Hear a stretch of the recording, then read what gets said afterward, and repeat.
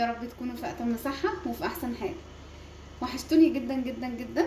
ان شاء الله هنعمل مع بعضينا النهارده اكله حلوه قوي قوي قوي. بس انا في شويه حاجات كده فيها انا عايزه اجدد عن الوصفه الاصليه بتاعه ورقه اللحمه. تمام. ان شاء الله هنعمل النهارده مع بعضينا ورقه اللحمه في الفرن. عايزه اقول لكم خطيره جدا، وان شاء الله تعجبكم وتنول على رضاكم واعجابكم. بس اهم حاجه اوعوا تنسوا اللايك والشير والسبسكرايب وكومنتاتكم، وان شاء الله باذن الله تعجبكم الوصفه. ويلا تعالوا مع بعضينا نشوف وصفتنا النهارده. عندي النهارده مجموعه من الخضار كبيره جدا.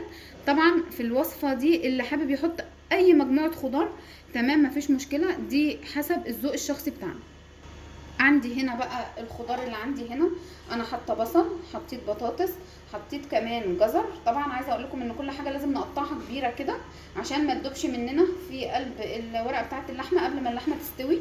حطيت جزر، حطيت كمان فلفل الوان، حطيت كمان توم. جبت التوم كده وقسمت الفص 2. حطيت كمان فلفل اخضر، فلفل اصفر. حطيت كمان شطه اللي هي الشطه الحمراء دي، انا بحبها قوي. حطيتها مع ورقه اللحمه النهارده اهي.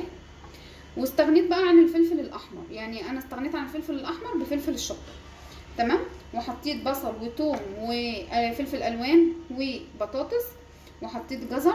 اللي حابب بقى يحط معاها بتنجان يحط، اللي حابب يحط كمان كوسه يحط، تبقى جميله جدا.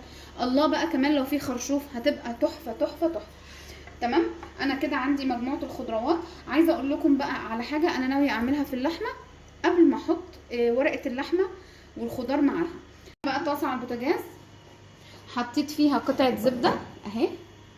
هحط معاها طبعا شويه زيت عشان الزبده ما تتحرقش زي ما احنا عارفين. طبعا اللي حابب يحط اي زيت يحط، انا هحط النهارده زيت ذره اهو، حاجه بسيطه بس كده. وهنبدأ بقى ننزل بقطع اللحمة مع بعضينا علشان انا عايزة ادي كده صدمة بسيطة للحمة قبل ما احطها في صينية الورقة بتاعت اللحمة اهي. بس اما الاول الزبدة تسيح. عايزة اقول لكم الطريقة دي لما نعملها تبقى حلوة قوي ان شاء الله اهي. على نار عالية، ها، كله كله كله على نار عالية لما نيجي نحط فراخ او لحمه علشان نقفل المسام بتاعتها ونشوحها شويه كده بقى في الزبده. عارفين الحركه دي هتدي طعم رهيب لورقه اللحمه اكتر من لما تبقى اللحمه محطوطه كده من غير ما نشوحها في حته زبده ومن غير ما نحط لها كمان الفلفل الاسمر. لكن لما نعمل كده بتبقى حلوه قوي. اما بنحطها من غير كده بتبقى عامله زي المسلوقه. لا كده مش هتبقى مسلوقه بقى، هتبقى حلوه قوي. دي طبعا عندي حته دهنه كده عشان تخلي ورقه اللحمه اجمل اهي. انا مقطعه قطع اللحمه كبيره شويه علشان مش عايزاها تدوب في قلب الورقه بتاعت اللحمه قوي.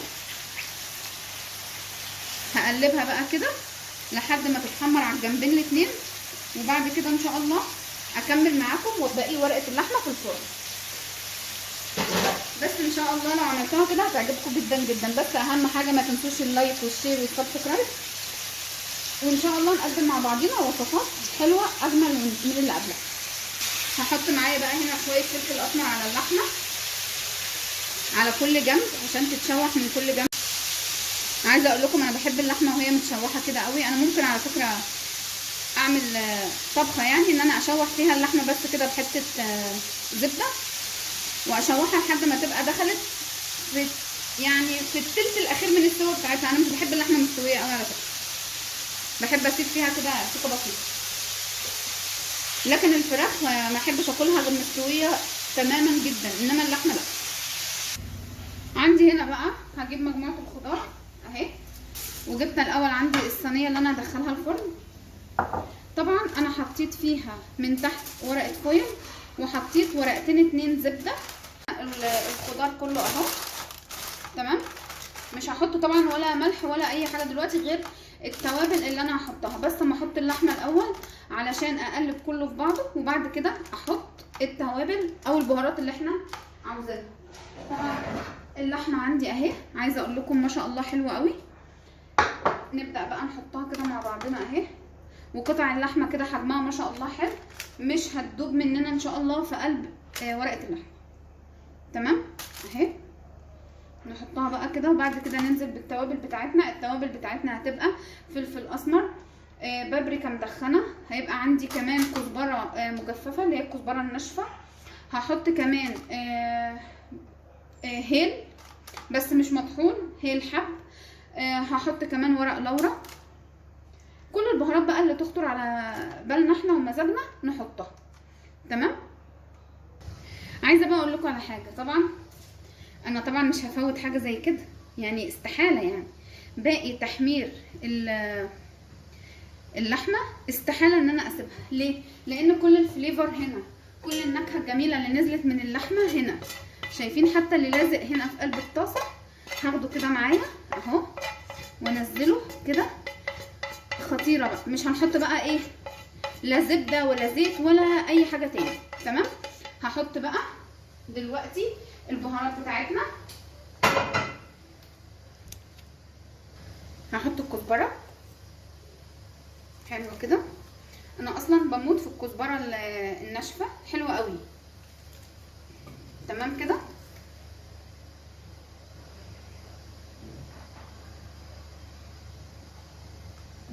عندي كمان جوز الطيب، انا بحب ابشرها كده اول باول، بتبقى حلوه قوي لما بتتبشر كده وهي بتبقى فريش، بتبقى حلوه. لكن لما بشتريها مطحونه دي لا مش بحبها. تمام. ما حطيناش كتير. عندي عود قرفه، عندي ورقتين 3 كده لورا حلوه قوي، عندي حب مسمار كده كام واحده. هحط بقى دلوقتي البابريكا المدخنه. عايزه اقول لكم التدخين بتاعها ريحته فظيع جدا جدا، بيخلي طعم وريحه الاكل رهيبه. فصين 3 كده حبهان حلوين. تمام. وشويه فلفل اسمر. بس كده بهاراتنا خلصت كلها. اللي حابب يشيل اي بهارات من دي يشيل، اللي حابب يزود بهارات من دي يزود. يعني البهارات دي على حسب ذوقنا الشخصي، احنا على حسب ما احنا بنحب. هحط بس شويه بقى كده ايه، ده اللي هيخلي لي لون اللحمه ولون ورقه اللحمه رهيبه. حطيت ايه شويه صويا صوص بس، يعني بما يعادل معلقه كبيره. تمام. تمام. مش هنحط ميه خالص ان شاء الله، باذن الله مش هنحتاج نحط ميه. هنقفل ورقه اللحمه بقى كويس جدا جدا كده اهو زي ما احنا شايفين كده، ونحطها طبعا في فرن درجه حرارته عاليه شويه لحد لما اللحمه تنزل الميه اللي فيها، والخضروات كمان تنزل الميه بتاعتها. وبعد كده نوطي بقى عليها وسيبها تتكمر بقى قوي مع بعضيهم كده اهو زي ما احنا شايفين. عايزه اقول لكم بجد هتعجبكم ان شاء الله وهتبقى خطيره. هجيب ورقه فويل كمان اغطيها من فوق. حبايبي خلاص ورقه اللحمه خلصت. عايزه اقول لكم ريحتها تحفه. تعالوا كده نفتحها مع بعضينا ونقول بسم الله الرحمن الرحيم. بس هي مولعه نار سخنه سخنه سخنه.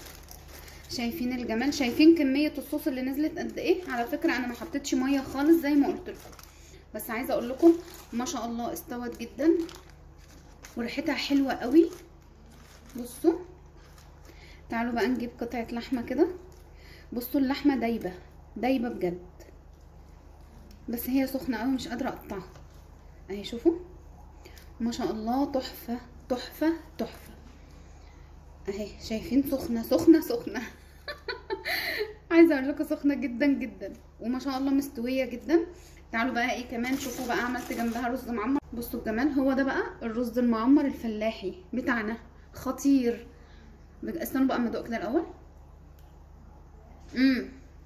والله العظيم تحفه. عايزاكم تجربوه. ورقه اللحمه بتاعتي والرز المعمر طبعا انا عملته معاكم كتير في القناه، بس اهم حاجه عايزه اقول لكم ما تنسونيش في اللايك وفي الشير وفي السبسكرايب عشان نقدم وصفات جميله جدا جدا في الايام اللي جايه باذن الله، واللي جايه احلى ان شاء الله. باي باي.